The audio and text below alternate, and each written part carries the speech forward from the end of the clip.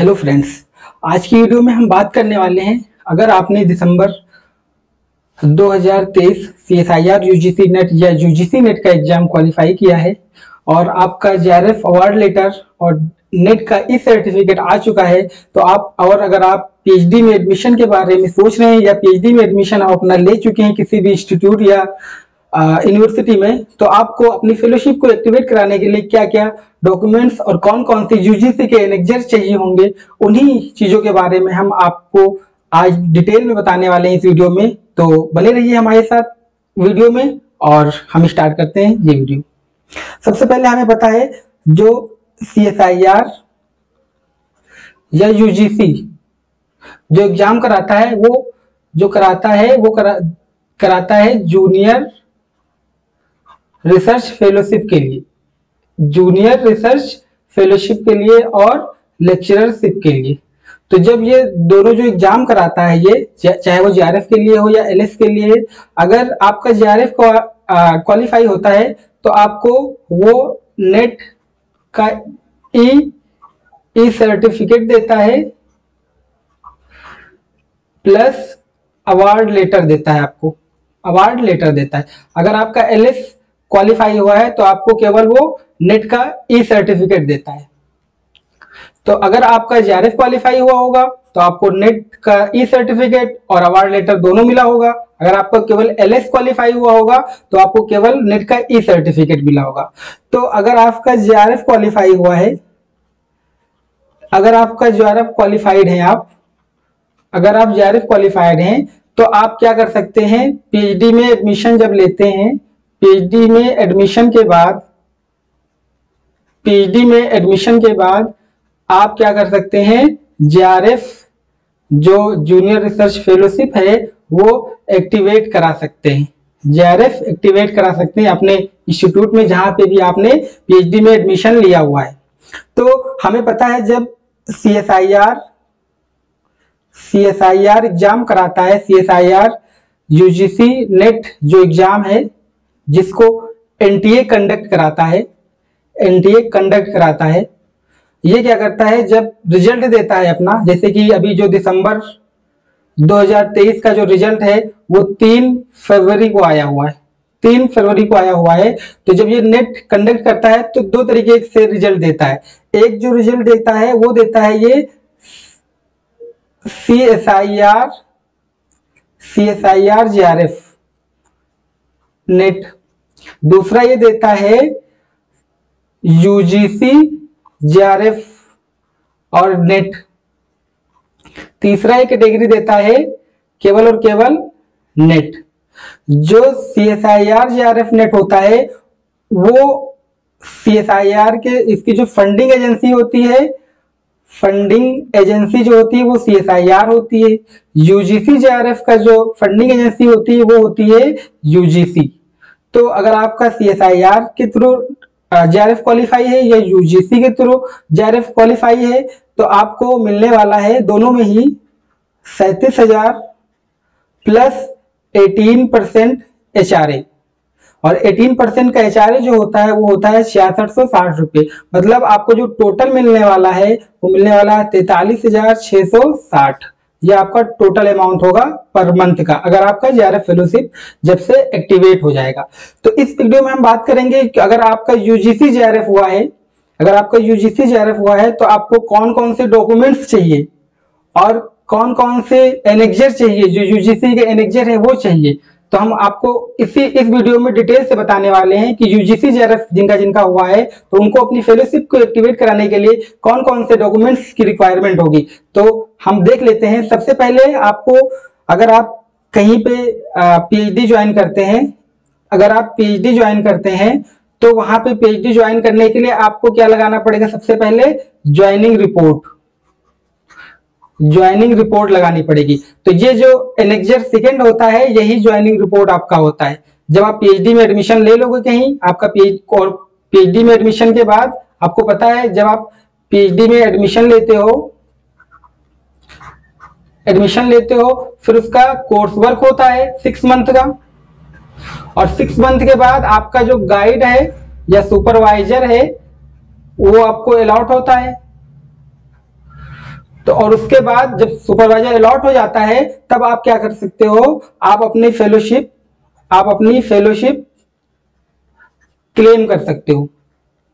तो उसके लिए आपको क्या चाहिए होगा, ज्वाइनिंग रिपोर्ट चाहिए होगी। ये ज्वाइनिंग रिपोर्ट है, ये एनेक्जर सेकंड के फॉर्म में आप सिंपली आप www.ugc-enexer.in पे जाके आप इन एनेक्जर को डाउनलोड कर सकते हैं। तो आप जब जैसे आप एनेक्जर डाउनलोड करेंगे कुछ आपको ऐसा दिखेगा, ज्वाइनिंग रिपोर्ट जो होगी आपको, यहाँ पे आपको अपनी जो पासपोर्ट साइज की फोटो होगी वो पेस्ट करनी होगी। यहाँ पे आपको अपना नाम लिखना होगा, नाम ऑफ अवार्डी। यहाँ पे जो आपने जो टेस्ट था वो कब आपने नेशनल एलिजिबिलिटी जो आपका टेस्ट था नेट का वो कब आपने क्वालिफाई किया था वो होगा। और आप यहाँ पे अपना नाम यहाँ पे सर्टिफाई करोगे कि आपका नाम जो है इन्होंने ज्वाइन द डिपार्टमेंट ऑफ, जो आपका डिपार्टमेंट होगा। जैसे मैं आपको भर के बता देता हूं, जैसे मेरा नाम है जसीम अकरम, मैंने ज्वाइन किया हुआ था डिपार्टमेंट ऑफ जूलॉजी, किसके लिए, पीएचडी के लिए, under the above scheme, PhD under the above scheme, university grant commission with effect from, जो आपकी डेट रही होगी, मान लीजिए आपकी डेट थी 10/5/2024। He shall be provided with all necessary facilities during her tenure of award. The terms of condition of the offers are acceptable to the award. His her registration to the MPhil PhD is for already registered candidate। ये वो भरेंगे जिन्होंने already admission ले चुके हों और उनका बाद में जेआरएफ क्वालिफाई हुआ। और यहाँ तक वो सभी भरेंगे जिनका पहले क्वालिफाई हुआ या बाद में क्वालिफाई हुआ, चाहे वो पीएचडी के एडमिशन के पहले हुआ हो चाहे वो बाद में हुआ। ये वाला वो भरेंगे जिनका जो पहले से ऑलरेडी रजिस्टर्ड थे, वो वाला कॉलम भरेंगे। फिर उसके बाद सर्टिफाई करोगे, फिर आप यहाँ पे अपना नाम लिखोगे, नाम ऑफ अवार्डी, फिर अपना आप कॉन्टेक्ट नंबर डालोगे, यहाँ पे ये ईमेल डालोगे, फिर आपका बैंक अकाउंट नंबर और उसका IFSC कोड डालोगे। फिर उसके बाद आपका सुपरवाइजर की सील होगी, फिर उसके बाद हेड ऑफ डिपार्टमेंट का मोहर और उसकी सील होगी, फिर रजिस्ट्रार का सील होगा। तो इस प्रकार आपका ये ज्वाइनिंग रिपोर्ट तैयार हो जाएगा। तो सबसे पहले आपको ज्वाइनिंग रिपोर्ट आपको डाउनलोड कर लेनी, कहां से, NTA UGC की वेबसाइट से एनेक्जर डालेंगे आप उसको, और वो एनेक्जर सेकंड करके जैसे ही डालेंगे ये आपको डाउनलोड हो जाएगा। फिर आपको इसके अलावा क्या क्या चाहिए होता है, सबसे पहले क्या होता है, जब आप जेआरएफ क्वालिफाई करते हो, आप स्टेप बाय स्टेप समझ लीजिए। जब आप जेआरएफ क्वालिफाई करते हो तो क्या करते हो, सबसे पहले आपको क्या आता है, कोई एक रिजल्ट आता है, और रिजल्ट जब आता है तो उसमें उसकी रैंक भी लिखी होती है। सबसे पहले रिजल्ट आता है उसमें उसकी रैंक लिखी रहती है। फिर रैंक जो ये रिजल्ट और रैंक के बाद फिर क्या होता है, एक डेट को क्या होता है, आपका नेट का सर्टिफिकेट और अवार्ड लेटर भी आ जाता है। उसके बाद आपका जो ज्वाइनिंग रिपोर्ट है आप उसके साथ ये जो है आप उसी के साथ लगा देते हो ज्वाइनिंग रिपोर्ट। तो आपको क्या क्या चाहिए, कौन कौन से डॉक्यूमेंट्स चाहिए होंगे, सबसे पहले आपको रैंक के साथ जो रिजल्ट आया है वो चाहिए होगा, आपका नेट का सर्टिफिकेट चाहिए होगा, आपका अवार्ड लेटर चाहिए होगा, आपका ज्वाइनिंग रिपोर्ट चाहिए होगा। इसके अलावा आपका आधार कार्ड चाहिए होगा, पैन कार्ड चाहिए होगा, एक एफिडेविट चाहिए होगा। ये एफिडेविट आपको कहां से, आपको कचहरी से अपने बनवा लेना है, और वहां से सिंपली ये बताना है उनको कि हमें जेआरएफ की फेलोशिप एक्टिवेट करानी है, और हमें एक शपथ पत्र बना दीजिए कि हम गवर्नमेंट से इसके अलावा कोई और हमारा जो पैसे का जो आमदनी है, जो पैसे की आने की जो वो है वो केवल फेलोशिप होगी, इसके अलावा कुछ नहीं। तो आपको ये एक शपथ पत्र बताओगे उससे अपने कचहरी में, और वो बना के दे देगा। इसके बाद अलावा अगर आप ओबीसी हैं या SC ST हैं तो आपको कास्ट सर्टिफिकेट चाहिए होगा। अगर आप जनरल हैं, अनरिजर्व में आते हैं तो आपको नहीं चाहिए होगा। इसके अलावा आपने जहां पे पीएचडी ज्वाइन की हो वहां की फीस रिसिप्ट, उसके अलावा आप बैंक पासबुक, उसके अलावा आपकी यूनिवर्सिटी या इंस्टीट्यूट का जो ID कार्ड होगा वो, और उसके बाद आपकी जो मार्कशीट है 10th से लेके और MSc तक और डिग्री जो भी है सब आपको चाहिए होगी। तो ये इतने डॉक्यूमेंट्स की लिस्ट है, आपको इतने डॉक्यूमेंट्स चाहिए होंगे जब आपको अपना फेलोशिप को क्लेम करने जाना है, जेआरएफ के फेलोशिप को एक्टिवेट कराने जाना है। लेकिन जब आप इतनी चीजें लगा दोगे तो आपको डायरेक्ट आपको जो फेलोशिप है वो नहीं मिल जाएगी। सबसे पहले जब आप इतनी चीजें आप क्या करोगे, इतनी चीजों का एक लिस्ट बनाओगे और इसको क्या करोगे अपने नोडल ऑफिसर के पास इसको भेज दोगे अपने डिपार्टमेंट के थ्रू। जब नोडल ऑफिसर के पास भेजोगे तो नोडल ऑफिसर क्या करेगा, जो आपकी डिटेल होगी, जो आपकी डिटेल्स होंगी उसको क्या करेगा, वो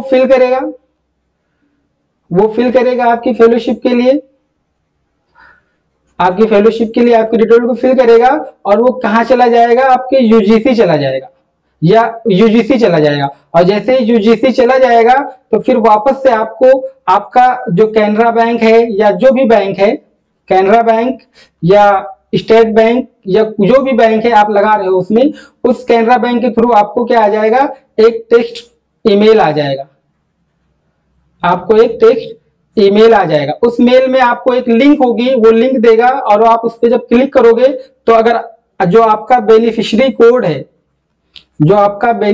कोड है वो आ चुका होगा।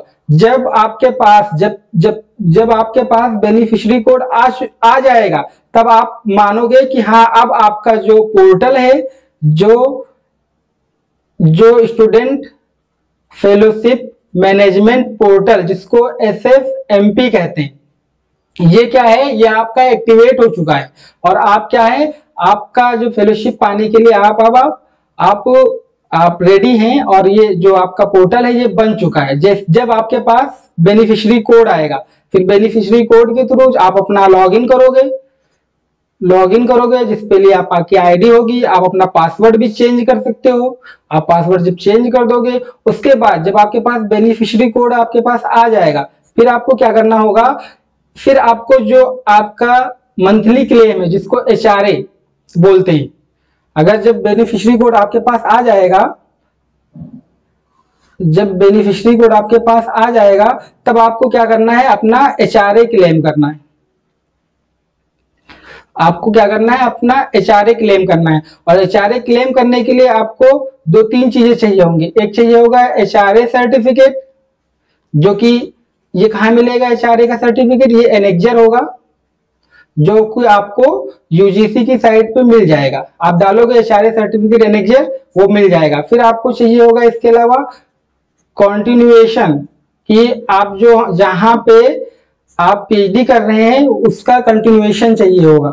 उसके अलावा आपको चाहिए होगा आपका फुल मंथ का आपका अटेंडेंस आपको चाहिए होगा। फिर अटेंडेंस के आप तीनों चीजों को क्या करोगे, एक कॉपी बना लोगे और उस कॉपी बना के उसको क्या करोगे, हर मंथ HRA क्लेम के लिए आपको क्या करना पड़ेगा, एवरी मंथ आपको ये 3 चीजें आपको चलानी होंगी।